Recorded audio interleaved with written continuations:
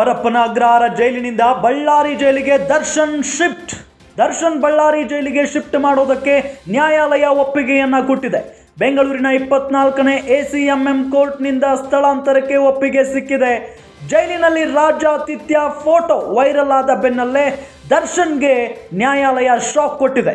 ನಟ ದರ್ಶನ್ ಆ್ಯಂಡ್ ಟೀಮ್ಗೆ ಸಂಕಷ್ಟದ ಮೇಲೆ ಸಂಕಷ್ಟ ಎದುರಾಗಿದೆ. ಈಗ ರೇಣುಕಾಸ್ವಾಮಿ ಕೊಲೆ ಕೇಸ್ ಆರೋಪಿಗಳು ಬೇರೆ ಬೇರೆ ಜೈಲಿಗೆ ಶಿಫ್ಟ್ ಆಗ್ತಾರೆ. ಪ್ರಮುಖ ಆರೋಪಿಗಳಾದ ದರ್ಶನ್, ಪ್ರದೋಷ್ ಬಳ್ಳಾರಿ ಜೈಲಿಗೆ ಶಿಫ್ಟ್ ಆಗ್ತಾರೆ. ಆರೋಪಿಗಳಾದ ಪವನ್, ರಾಘವೇಂದ್ರ, ನಂದೀಶ್ ಮೈಸೂರು ಜೈಲಿಗೆ ಶಿಫ್ಟ್ ಮಾಡಲಾಗುತ್ತೆ.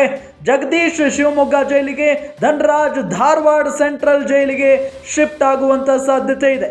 ಪರಪ್ಪನ ಅಗ್ರಹಾರದಲ್ಲೇ ಉಳಿಯಲಿದ್ದಾರೆ ಪವಿತ್ರ ಗೌಡ, ಅನುಕುಮಾರ್ ಮತ್ತು ದೀಪಕ್.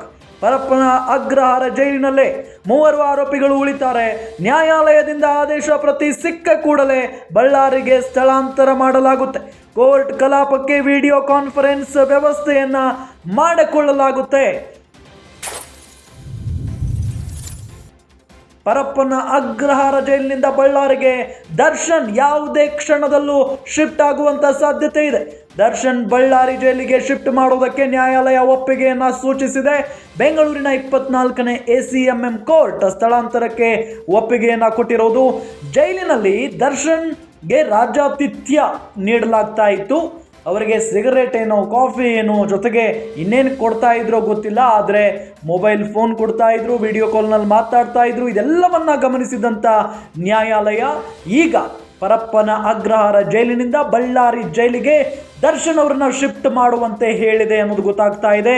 ರೇಣುಕಾಸ್ವಾಮಿ ಕೊಲೆ ಕೇಸ್ ಆರೋಪಿಗಳು ಒಬ್ಬೊಬ್ಬರು ಒಂದೊಂದು ಜಿಲ್ಲೆಯ ಜೈಲಿಗೆ ಶಿಫ್ಟ್ ಆಗ್ತಾರೆ. ಪ್ರಮುಖ ಆರೋಪಿಗಳಾದ ದರ್ಶನ್ ಮತ್ತು ಪ್ರದೋಷ್ ಬಳ್ಳಾರಿ ಜೈಲಿಗೆ ಹೋಗ್ತಾರೆ. ಆರೋಪಿಗಳಾದ ಪವನ್, ರಾಘವೇಂದ್ರ ಮತ್ತು ನಂದೀಶ್ ಮೈಸೂರು ಜೈಲಿಗೆ ಶಿಫ್ಟ್ ಆಗ್ತಾರೆ. ಜಗದೀಶ್ ಶಿವಮೊಗ್ಗ ಜೈಲಿಗೆ, ಧನರಾಜ್ ಧಾರವಾಡ ಸೆಂಟ್ರಲ್ ಜೈಲಿಗೆ ಹೋಗ್ತಾರೆ. ಪರಪ್ಪನ ಅಗ್ರಹಾರದಲ್ಲೇ ಪವಿತ್ರ ಗೌಡ, ಅನುಕುಮಾರ್, ದೀಪಕ್ ಉಳಿತಾರೆ. ಪರಪ್ಪನ ಅಗ್ರಹಾರ ಜೈಲಿನಲ್ಲಿ ಈ 3 ಉಳಿತಾರೆ. ನ್ಯಾಯಾಲಯ ಆದೇಶ ಪ್ರತಿ ಸಿಕ್ಕ ಕೂಡಲೇ ಬಳ್ಳಾರಿಗೆ ದರ್ಶನ್ ಅವರನ್ನ ಸ್ಥಳಾಂತರ ಮಾಡಲಾಗುತ್ತೆ.